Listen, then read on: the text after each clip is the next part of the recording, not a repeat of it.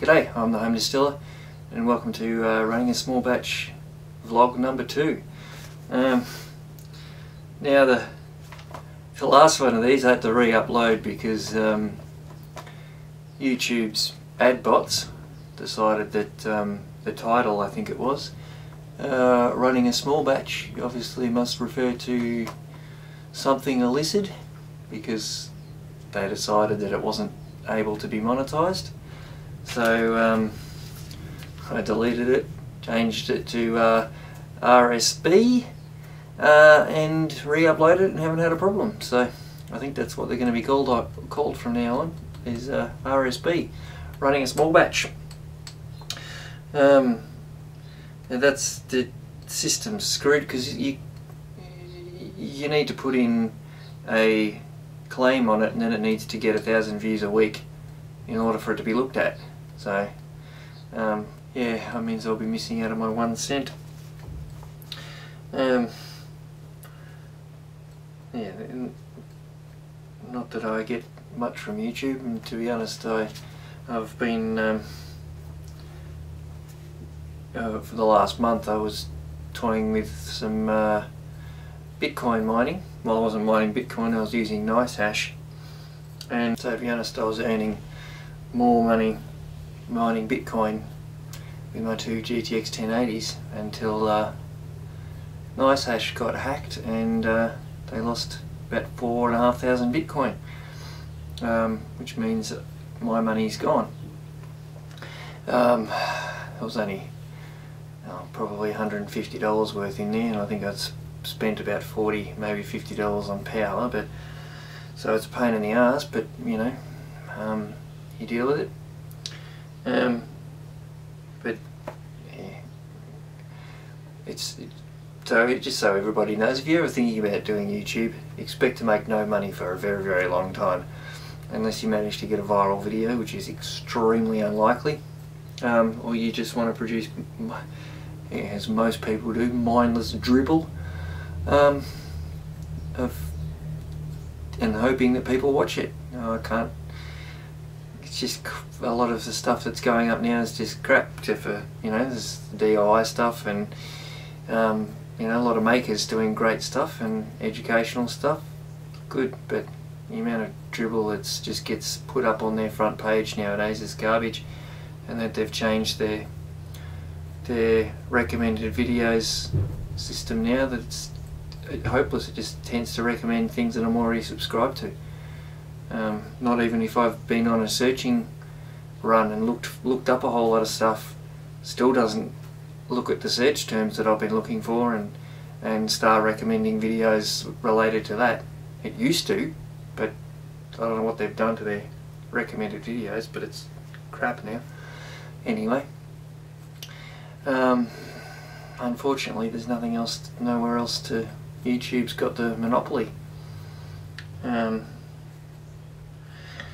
So what else has been going on? I found that I bought some test tubes off eBay for the glass. They were listed as borosilicate glass, and for the price I was suspecting that they weren't, but 100% they weren't. So be careful buying glassware off eBay. Probably not what it says it is, unless you're buying it from a reputable source. I'm pretty sure it's just soda lime glass, the test tubes that I've got. What else is happening? I actually managed to find all the benches on the floor in the workshop, which has been good. Yeah, that's great. So that's what I did last week, was sort this joint out a bit. I'm definitely out of room in here, and we're hoping to, in about a year or so, sell and move to a bigger property with a bigger shed, a bigger garage, which will be great. I'm hoping to have, you know, be able to set up areas, a woodworking area and a metalworking area, and more of my experimental, you know, I've got a bit of chemistry gear that I play with, and set that up somewhere, and just, yeah, have it a bit more organised, and, you know, much better.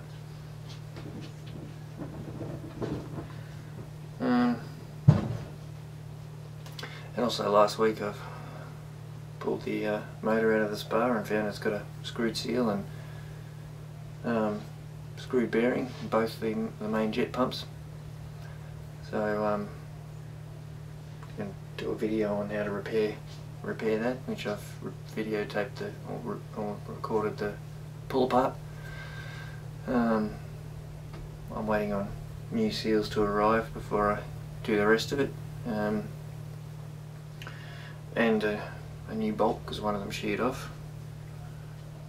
And today hopefully I'm going to start welding up the frame for the vacuum system behind me, and hopefully get it all kitted up so I can pull it off the bench when not in use, and have it as a system rather than a assembly of parts on the bench.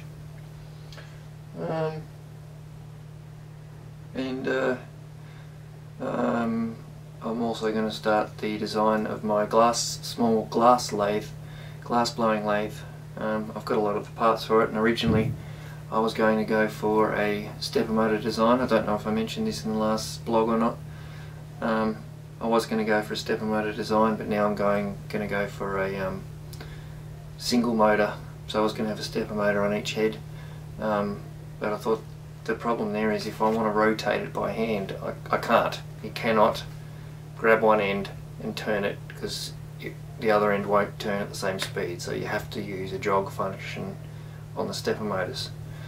Now I do have all the stepper motors, and I'll probably use them in another project or whatever. They weren't overly expensive, but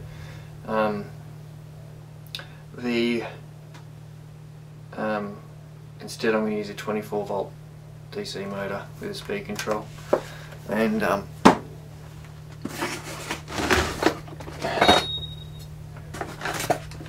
basically that's going to be I'm just going to use these stainless steel nipples and flanges and turn them, well, it's not a steel flange, but and make my own chucks for them. I've got some large bearings. What are these? 8069s. I need to turn this down just a little bit to get them to go on.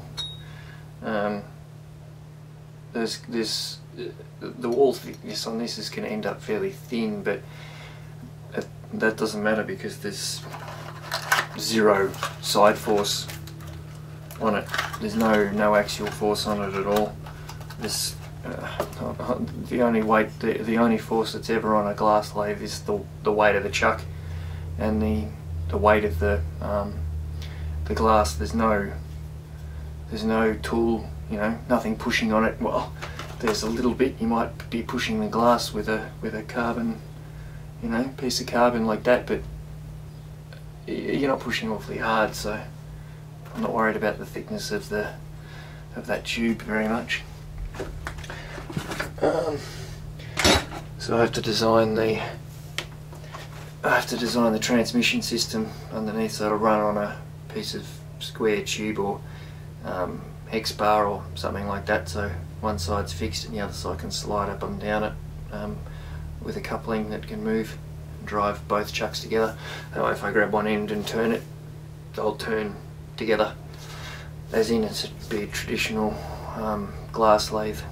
I'm only going to make it so it's, yay between centres, if that. Might only be that. The stuff I want to do with it's only going to be small, so and also the design that I'm going to build when in the future, like a lot of the frame's going to be timber and plywood and stuff like that, so in the future if I want to, or when I get the bigger workshop, if I want more on it, all I need to do is change the timber that's for the bed. I'll probably have a piece of steel for it to index on, like it won't be a dovetail, but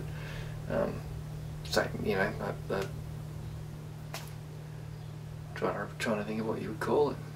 The bed the top of the bed will probably be a piece of steel, so I'd buy another piece of that. But then everything else can just move over to the new one, so both headstocks, etc. So that's no issue. I'm the HomeDistiller. Thanks for watching. Please like, comment, subscribe, all that. Thank you very much. Have a good day. Ciao.